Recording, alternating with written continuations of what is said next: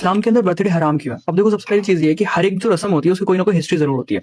हर ritual, हर celebration, चाहे वो cake काटना हो या फिर कैंडल जलाना हो या लोगों को जमा होना हो, ये सब हम बिना सोचे समझे फॉलो तो कर लेते हैं। लेकिन सवाल ये है, क्या हम जानते हैं कि इन रस्मों की असल हिस्ट्री क्या है? हम ब्लाइंडली हो गए इन्हें जो फॉलो कर रहे हैं, ये चीजें असल में इनकी शुरुआत कहाँ से हुई थी? तो सबसे पहले हम बात करते हैं बर्थडे की, वो शुरुआत कहाँ से हुई। तो फर्स्ट सेलिब्रेशन था ना, सबसे पहले जो बर्थडे सेलिब्रेट है वो इंसानों के लिए नहीं हुआ, वो बेसिकली किसके लिए हुआ था? वो फिरौन के लिए हुआ था। ये जो फिरौन है इसके लिए हुआ था। हिस्ट्री के मुताबिक सबसे पहली बर्थडे टाइप जो सेलिब्रेशन हुई थी वो एंशिएंट इजिप्ट के अंदर हुई थी, और वो किसके लिए? फिरौन के लिए।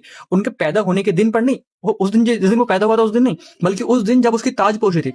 किस चीज के लिए? कि उसने जब अपने आप को गॉड माना था, नाउजुबिल्लाह मिन ज़ालिक। यानी कि वो सेलिब्रेशन वो अपने आप को जो गॉड माना करता था उसके लिए थी। अब सेकंड थिंग इज कि जो हम केक काटते हैं, आज जो हम केक बर्थडे का केक काटते हैं, वो असल में डेजर्ट नहीं बल्कि पेगन ऑफरिंग है। पेगन वो लोग जो कि पॉलिथिस्ट हैं, यानी कि एक से ज्यादा गॉड की बात करते हैं। एंशिएंट ग्रीक में राउंड केक्स बनाए जाते थे ताकि वो फुल मून को सिंबलाइज करें। वो फुल मून हुआ करता था, और ये केक मून गॉडेस आर्टेमिस की टेम्पल में चढ़ाए जाते थे।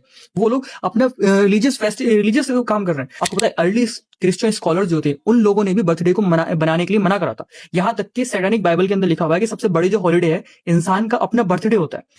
इस्लाम में इबादत सिर्फ अल्लाह के लिए होती है, ना कि अपनी जात के लिए। अपने नफ्स को आप खुदा नहीं बना सकते।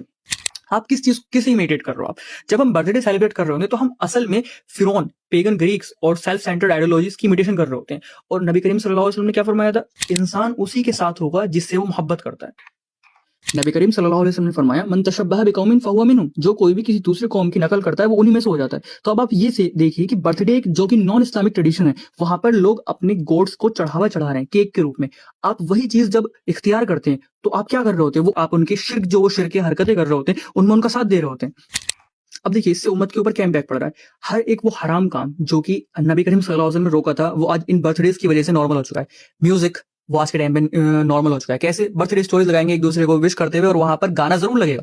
दूसरा, पार्टीज होती हैं, पार्टीज में लड़का लड़की ना महरम आपस में मिलते हैं और वहां पर केक सेलिब्रेशन होता है। फूड की वेस्टेज, और सबसे बड़ी चीज शिरकिया हरकत। इस बर्थडे पार्टीज के अंदर आप जो केक कट कर रहे हो, आप जो कैंडल को ब्लो कर रहे हो, जो विश मांग रहे हो, वो सब कुछ पेगन सेलिब्रेशंस के अंदर आता है। वो लोग अपने मून गॉड की, चांद को गॉड माना करते थे पेगन्स, उसकी इबादत के लिए उस चीज का इस्तेमाल करा करते थे वो लोग, और आप उन्हीं चीजों को कर रहे हो। इसी वजह से ये चीज हराम है। क्योंकि एज अ मुस्लिम हमारे लिए जो हमें फॉलो करना है वो है कुरान सुन्नत, सलफ़ुस सालिहीन के तरीके पे हमें चलना है, ना कि इन लोगों के तरीके पे जो कि अल्लाह रब्बुल इज्जत को छोड़कर दूसरों की बात करते हैं। और हम लोग केक कट करते हैं और वो कैंडल ब्लो करते हैं, जिससे हम उन्हीं लोगों की इताअत कर रहे होते हैं।